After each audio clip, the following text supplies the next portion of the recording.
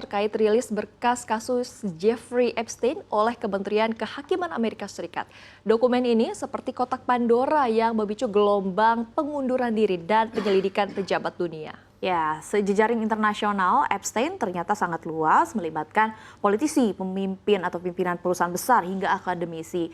Bahkan nama-nama besar dari Norwegia seperti Bård Brende, Kepala Forum Ekonomi Dunia, kini harus menghadapi peninjauan independen karena pernah hadir di jamuan makan bersama dengan Epstein.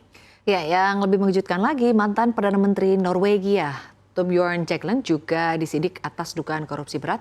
Bahkan diplomat menjual diskurs setelah terungkap bahwa Epstein mewariskan dana sebesar 10 juta dolar Amerika Serikat atau sekitar 168 miliar rupiah untuk anak-anaknya. Tidak hanya dari Eropa, tokoh Amerika juga banyak yang terseret. Ada pecinta Segway, Dean Kamen, hingga pengacara senior Brad Karp yang mundur dari firma hukumnya setelah 18 tahun menjabat. Semuanya karena rekam jejak korespondensi dengan Epstein.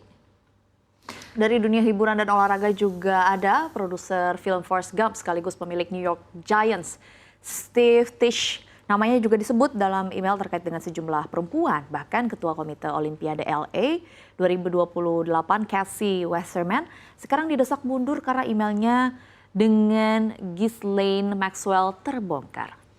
Ini tentunya benar-benar menjadi peringatan meskipun banyak yang berdalih tidak mengetahui terkait aktivitas kriminal Epstein. Tapi begitu nama mereka ada di dalam file tersebut, reputasi yang dibangun puluhan tahun hancur dalam sekejap.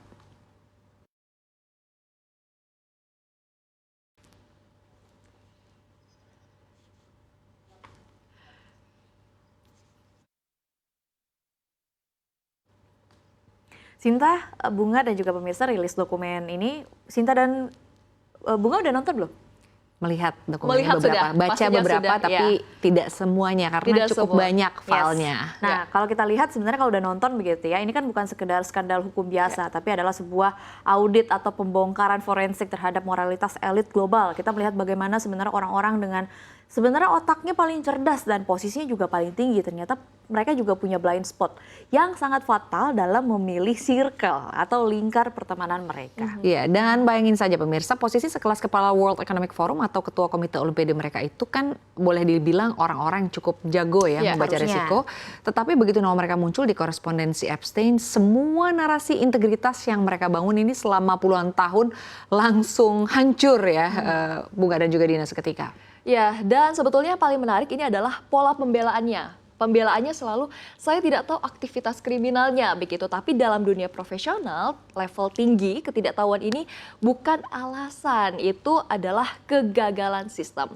Kalau kita berada di satu meja dengan predator gitu ya, berarti filter keamanan dan etika kita memang tidak beroperasi sejak awal. Jadi seharusnya kita dari awal sudah tahu nih kita duduk di meja dengan siapa begitu. Yes, betul. Begitu nama tercemar, mereka atau sosok mereka ini langsung rusak begitu, langsung ke nilai 0. Nggak peduli seberapa jenius atau seberapa pintar kita dan seberapa sukses kita misalnya memproduksi film atau memproduksi musik, tapi kalau koneksi kita beracun seperti yang terjadi dalam file Epstein, seluruh sistem yang sudah dibangun akhirnya rusak. Ya, apalagi kalau kita bicara soal warisan 10 juta dolar untuk anak-anak diplomat itu, ya tentunya bukan lagi sekedar kenalan biasa, tetapi sudah masuk ke ranah keterlibatan finansial yang sangat dalam dan juga mungkin sulit ya untuk bisa membela diri jika aliran dananya ini sudah sekonkret dan senyata itu. Iya betul. Nah intinya dokumen ini adalah pengingat nih bahwa di era transparansi data sekarang tidak ada lagi ruang gelap yang benar-benar aman. Digital footprint dan juga catatan korespondensi itu abadi begitu ya, nggak bisa dihilangkan dan tidak bisa dihapus. Para pemimpin dunia ini sekarang sedang membayar harga atas kesalahan masa lalu mereka. Kesimpulannya integritas ini memang bukan sekedar aksesori, tapi juga merupakan inti. Begitu mesin utamanya rusak karena skandal moral, seluruh operasional karir dan juga reputasi orang yang berkaitan akan berhenti total. Kita tunggu saja kira-kira siapa lagi tokoh besar yang akan terlibat oleh sejarah setelah ini.